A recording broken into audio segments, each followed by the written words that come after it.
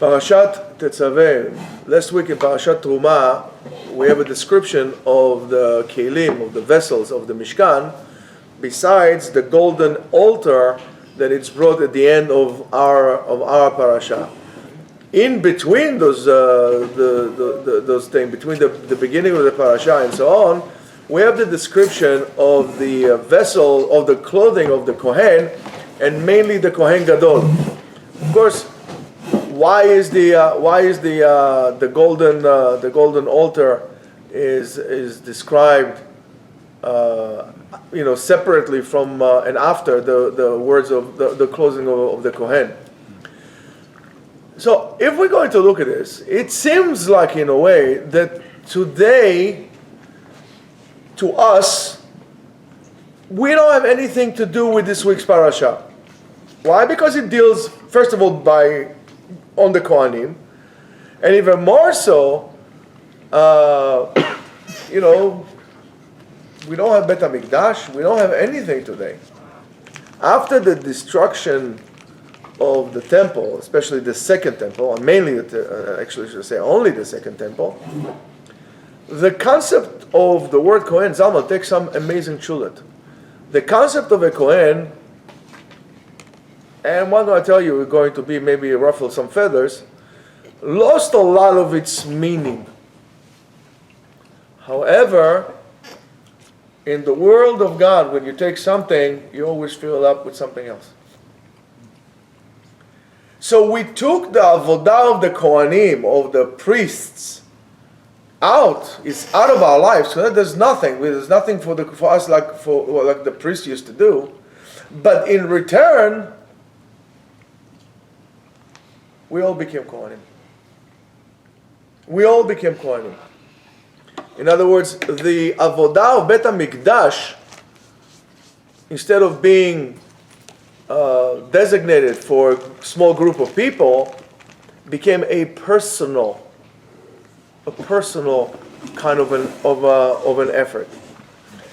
And the reason is,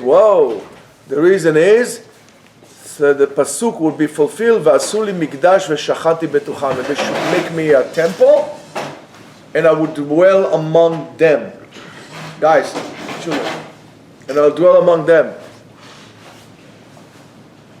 Each and every one of us has received this opportunity and the responsibility along the line to recreate a temple, or sanctify, should I say, everything that comes your way and everything that you do. You were given an opportunity. Rabotai, yes, HaKadosh Baruch Hu took Bet HaMikdash from us. Yes, HaKadosh Baruch Hu took the Avodat HaKohanim from us. Yes. But He gave us a tremendous opportunity to sanctify everything we come across. Everything. And that is an unbelievable thing. And I'm telling you that, some of you might feel a little uncomfortable with that. Because, well, you give me this responsibility. Yes, I do. I am. I'm giving you this responsibility. You should know that anything right now, you could, and this is how you change reality. If you treat everything bekedusha, appropriately, the way HaKadosh Baruch Hu wants you, and it could be anything in your life. It could be your house, could be your marriage, could be your business, could be your pleasure. Anything could become sanctified, and you are the high priest in that temple that you create, in this holy of holy that you could create. The pasuk says, or the parasha starts with the pasuk, "Ve'ata tetzaveh et bnei Yisrael," and you should command the Jews. Onkelos translated that, right? Which is, we know what onkelos is, right? Ve'at tifkod, or at tefaked, to teach us something very important. Ve'ata tetzaveh, it comes to teach us that we have to take the leadership role of our lives. We need to understand that we are the priests and we are commanded to make tremendous changes in our lives. You need to take charge of your own life. That's your job.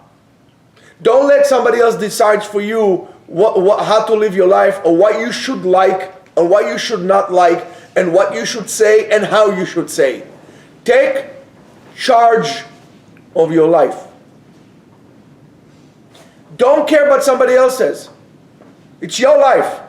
And if you want to do something, of course, within the boundaries of good taste, do it.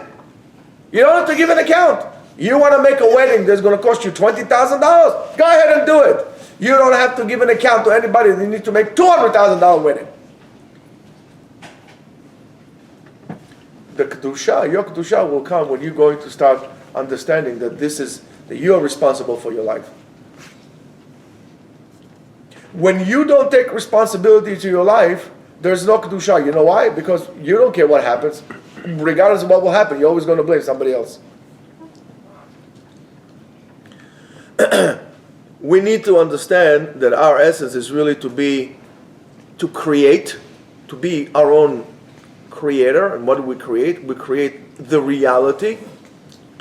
And we have the ability to commend and to order on the reality of our life to become what we would want it to be.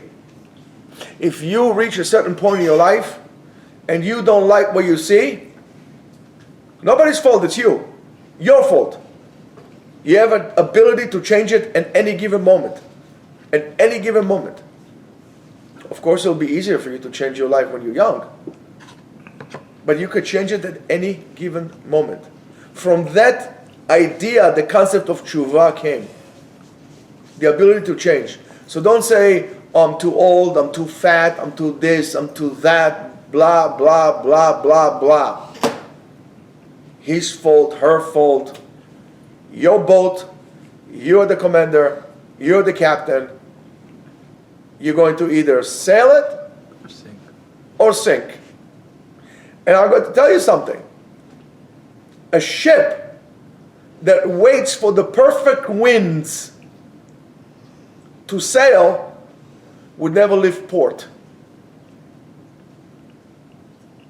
Gotta take it. Gotta go. Run with it.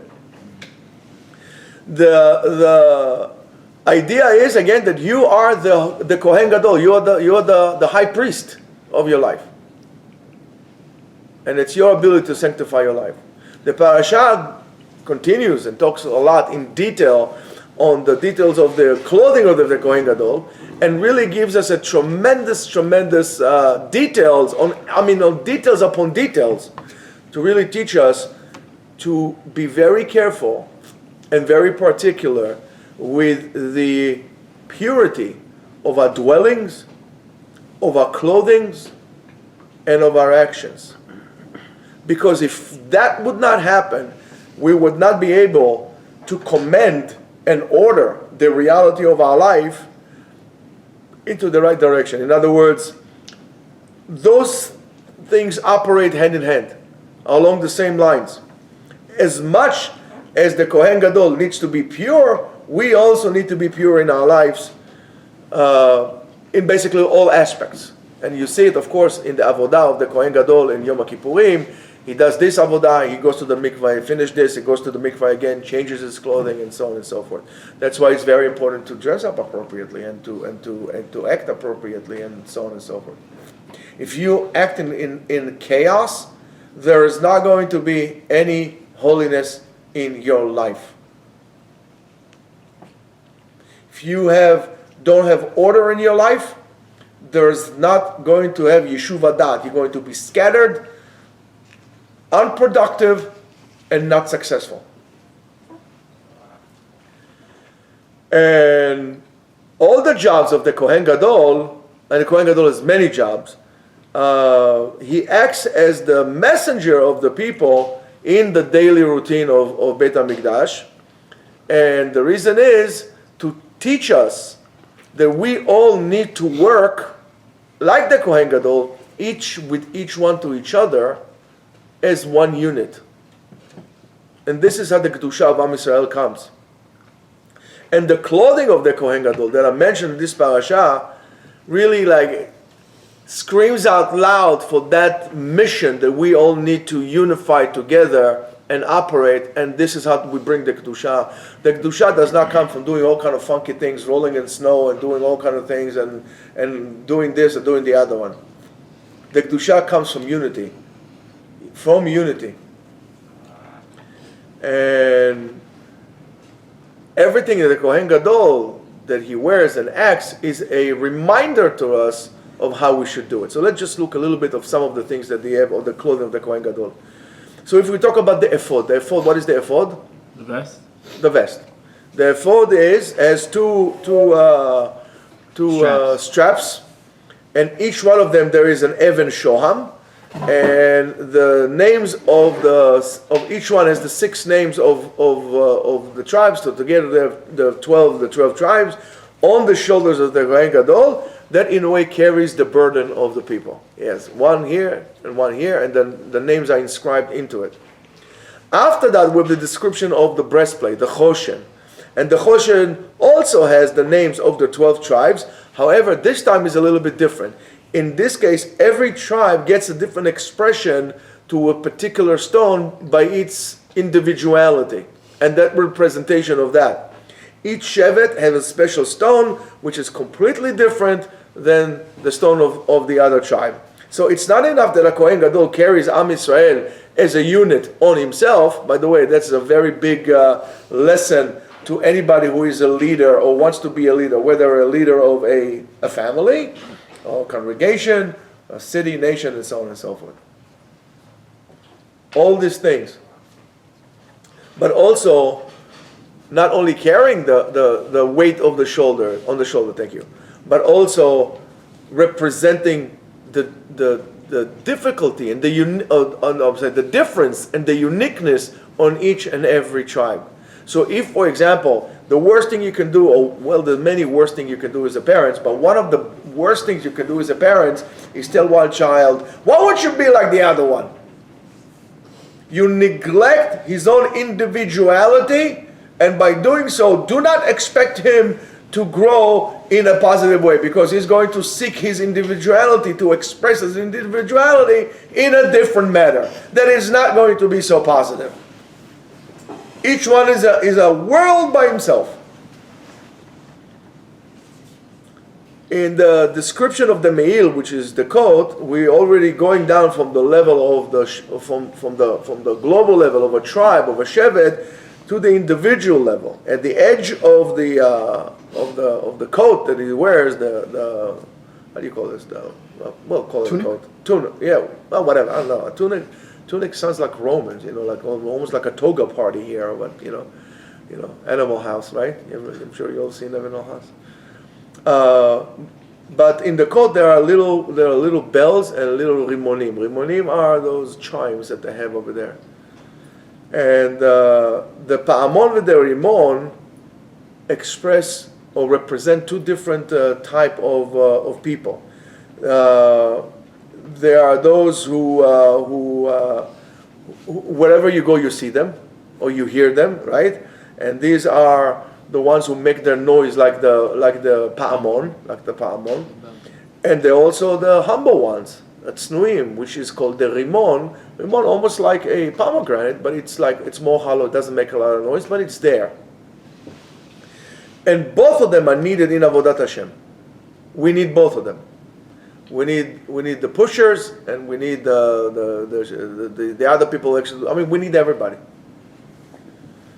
Then we have the tzitz. The tzitz is that ribbon with a plate that has it on it, that has the inscription of Kodesh LaHashem, sanctified to God, and that has an active duty. That is something that is active to do, and it allows us to give an atonement for those who bring korbanot betumah, those who bring korbanot when they are impure. So the tzitz is mechaper for that.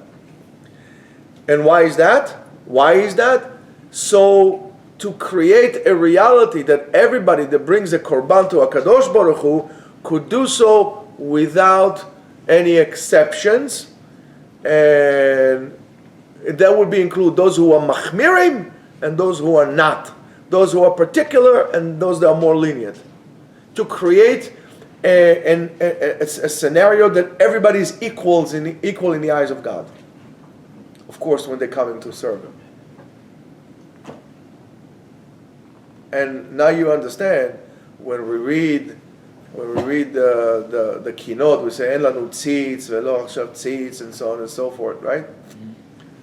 So next time you think about all these things when we read this, and you get maybe a different meaning on that. Of course, then we have the Mizbeach HaKtoret, the incense altar, and on this golden altar, which is described in the end of the parasha, the incense is brought twice a day. And that incense has how many 11? Whatever particles in it? Spice, whatever. 11, right?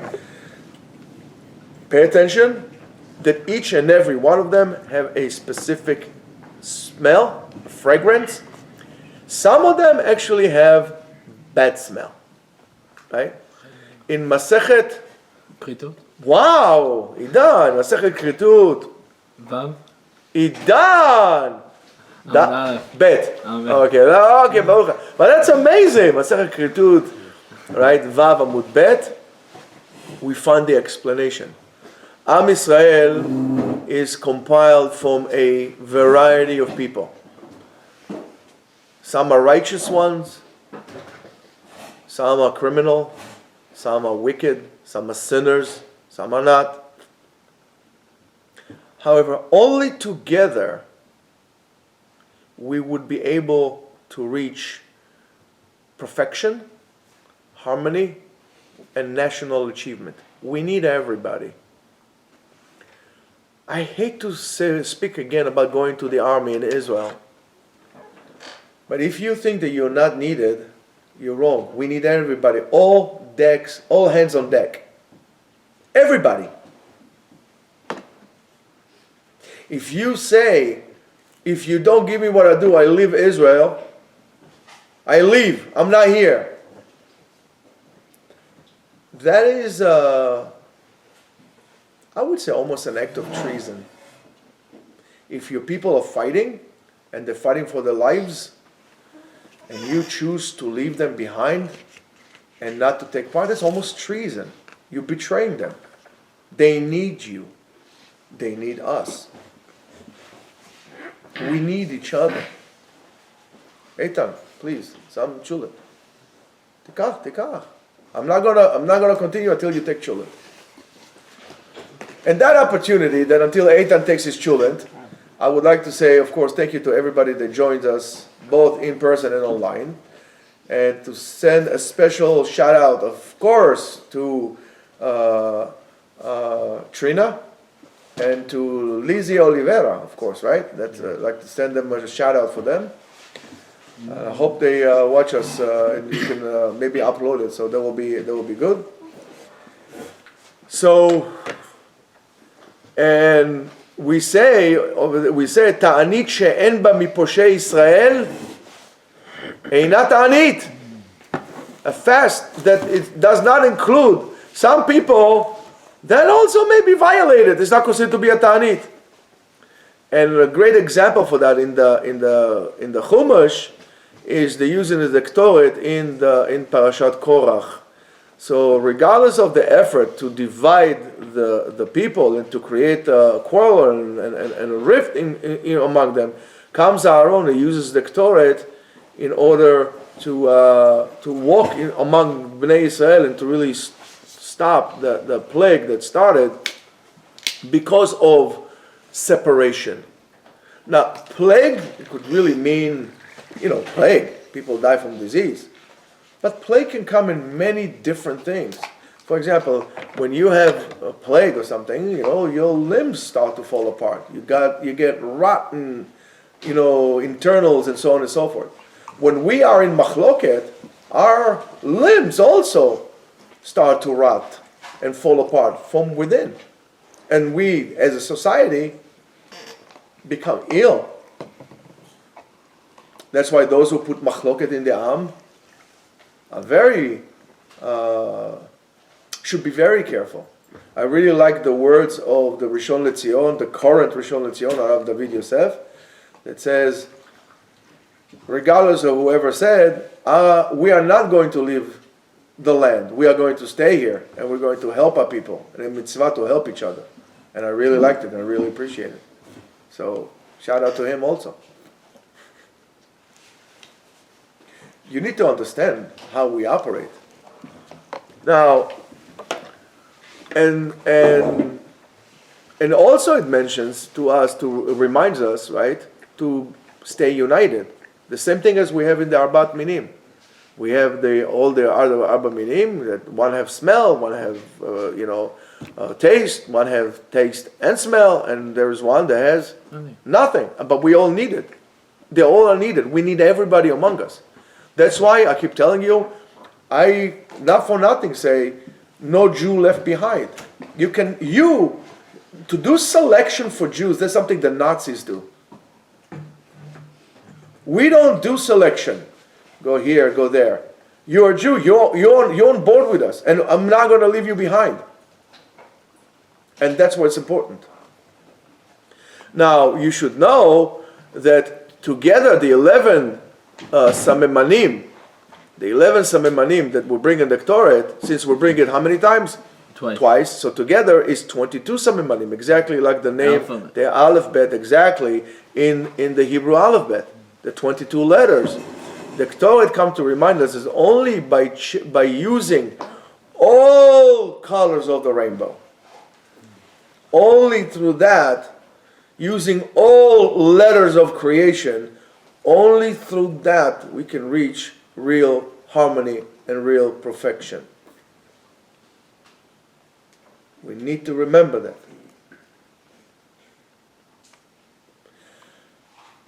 I would like to have the Israeli state or a Jewish state a rainbow flag, but today it's being used in the wrong way. But they will I think will be a better representation of what we really should, or how we should really operate. The Zohar explains to us, when it says, the Pasuk says Ve'ata, the Zohar explains to us that, and the word Ve'ata is mentioned, by the way, throughout the whole entire parasha, that Vav is called Vav HaChibur, the connection. And that is the Vav that appears in the name of God in the Tetragrammaton, the Yud K Vav K, and really represents the divine abundance that comes flowing down from all the upper worlds down to our world. And the word Ata, Aleph, Taf, Hey, right, means from Aleph until Taf. In other words, everything. And the letter Hey represents our world and our needs. So we need to create a connection between the upper worlds to our world in order to get all the abundance. How are we going to do that? Well, one way to do it is to create holiness in our life. However, that connection to the upper world, to the great abundance that comes from above, is through the letter Vav. That is the pipe, that is the main, like a water main that comes down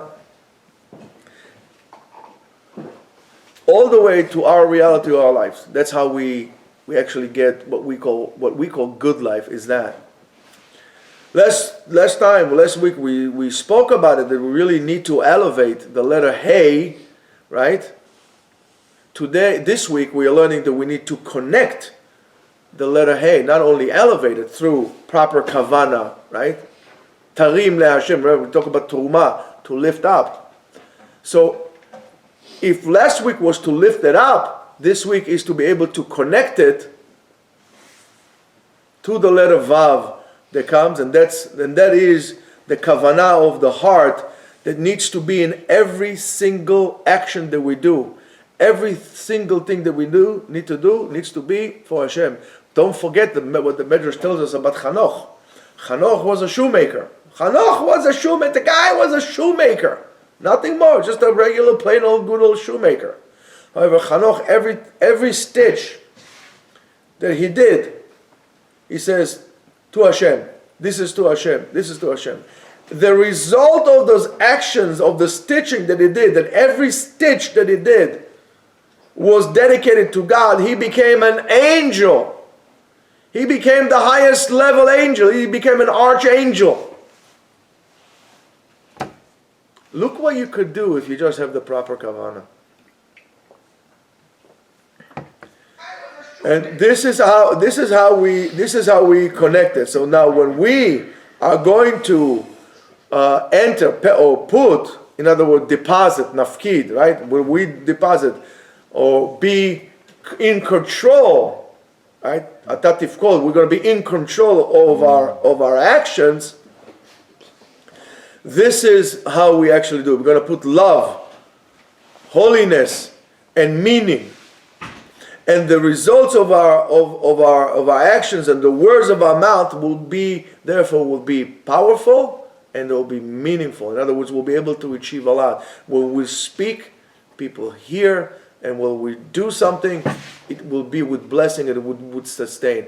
If a person sees that nobody listens to him, if a person sees that whatever he does, there's no bracha in what he does, he should stop 1 second and examine how much kedusha, how much holiness is he actually entering into his life, into his actions. When things don't go your way, it means because you didn't connect your reality with Hashem's blessing. Why is that? You either create separation, and that's why you separate it, and you don't do it in a holy way. That's why to break a husband and wife is a very bad thing to do. The connection of a man and a woman is the connection of the Vav and the Hey. Together with that, we create something, and we create a baby. We create a miracle. We create a house. We create a place, a sanctuary of holiness, and that's how your house should be. Your house should not have Italian leather sofas. Your house should not have marble tiles on the floor. Your house should have unity and holiness in it. You should have folding chairs and unity and love and holiness that will be more pleasant to sit on than seats that the King Ahasuerus sat on. I'll tell you that much. I know many people, they have gorgeous houses, and yet, right, David? Can't wait to leave the house. Can't wait to escape the house. So that means why? There's no kedusha there. So, we all know that food that was created with love, with all the heart, is going to taste completely different than food that was made without that or was made just for the sake of money. I don't care to what restaurant, Michelin restaurant you go, you're always going to say, well, my mother's food is good. Because you feel the love that your mother had put into the food. Even though if you look at it, it's like, that's not appealing, but I don't know, something about it. That special spice, it's called love and caring. So, taking responsibility in all aspects of your life, in all aspects of our thoughts and our actions, this is the recipe to experience real success. So the parasha starts with describing the clothes of the Kohen, which all represents unity in the people, but not uniform. We should not strive to uniform everybody. We should celebrate individuality, but unity. We should strive to unity, not to uniform. The mistakes that many times we do is we want to make sure everybody is uniform, and not necessarily with clothes, also with the way they think. And we don't encourage individual thinking. It's like we encourage repetition of who said what, but not coming up with new ideas, challenging, adapting, and through that developing. When we don't do it like this, we actually become weaker. You can learn a lot of Torah and become weak by not encouraging that. We need to celebrate that. We need to understand it. And And as we say, we saw it in the clothing of the Kohen Gadol. That's the indication. I mean, they should all say all diamonds, all turquoise. No, each one is different. And only after that we would understand that, and even more so, especially our leaders. When our leaders, and again, that could be the rabbi of the shul or your president or your prime minister, would understand the uniqueness and the importance of everybody, only then we're going to have good leaders. Those leaders who don't do it, they want everybody to be equal. By the way, that's why communism stinks, because everybody is equal, everybody is the same. You wear this. I mean, if you look at, clothes of people used to wear during the Soviet era, or in China, in Mao, China, everybody wore the same thing. Nobody wore anything different. And you see where that took them, right? Only when we have leaders that do so, there could be the true core of condensation in which we are all going to condense together to unity and to actually bring it down. Now, where do we see it? If there is a bet gzera, unity will overcome it. Where do we see it? We see it in the Ktoret again. The Ktoret does it. We see it at the time of Achav, when the people were, for crying out loud, idol worshippers. However, they united. Anywhere they went, they turned into gold. Anything they conquered anything they wanted. Why? Because God likes unity, not uniform. Talking about the Ktoret, right? Just like as we said, the Kohen Gadol. The Ktoret and the Kohen Gadol represent unity, right? Unity in Am Yisrael, and that's why the Mizbeach HaKtoret is described or mentioned at the end of the parasha, and not together with all the other instruments of the Mishkan in the last parasha. Why? Because only after unity and individuality came to be expressed in the representative or the leader of the nation, only then we could bring the place to do it. And that's why it goes all the other Mishkan, the clothes of the Kohen Gadol, and then the Mizbeach. And of course in the Haftarah of Shabbat, of Parashat Zechor, we're talking about, we spoke about the Milchama we're going to talk about the Milchama of Shaul and Amalek, and so on and so forth. And it says, "V'Shaul lakad hamelucha l'Yisrael ve'yilachem," right? And only after Shaul was able to do what? Lakad hamelucha, he used the kingship as a unifying factor on Am Yisrael. Only then he was able to win the war of Amalek. And we all know that Amalek is the doubts in us, the one that wants to separate us and put us apart. And of course, it's another thing to mention. It's a good time to mention regarding unity among brothers and so on and so forth. When we're talking about, of course, Yehuda and Binyamin. Yehuda and Binyamin.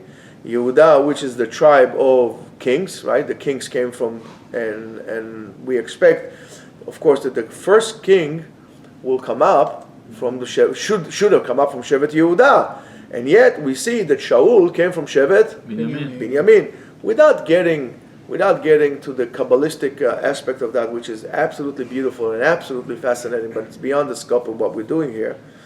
But a part of the journey or the process of making Shaul a king, he meets two people who come to him from where?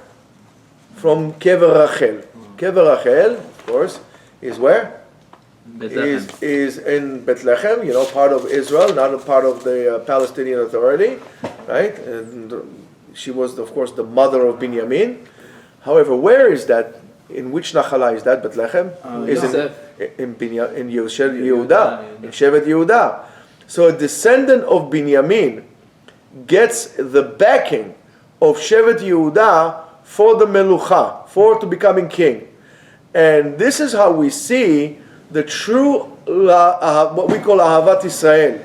That regardless of the expectation that the king and the first king should come from Shevet Yehuda, they understand the need to create a unity, and they escort and they greet the king that came from Binyamin.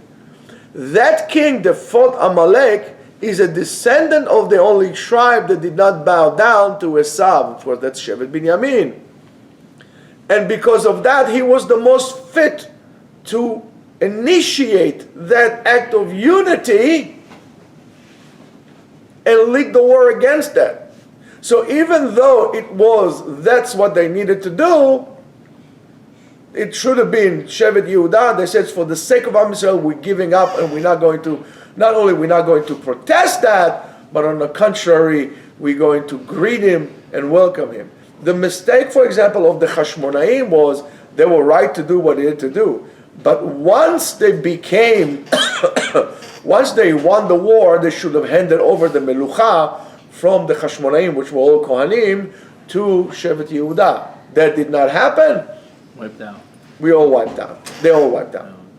So Rabotai, it is, and especially during this time now, after the horrible events of October 7th, we saw tremendous unity in Am Yisrael. Everybody is trying to put a shoulder. I know myself, we know some guys, right? Our dear commando here, Eitan, went to flip burgers for soldiers. How did it feel, by the way? Felt good, right?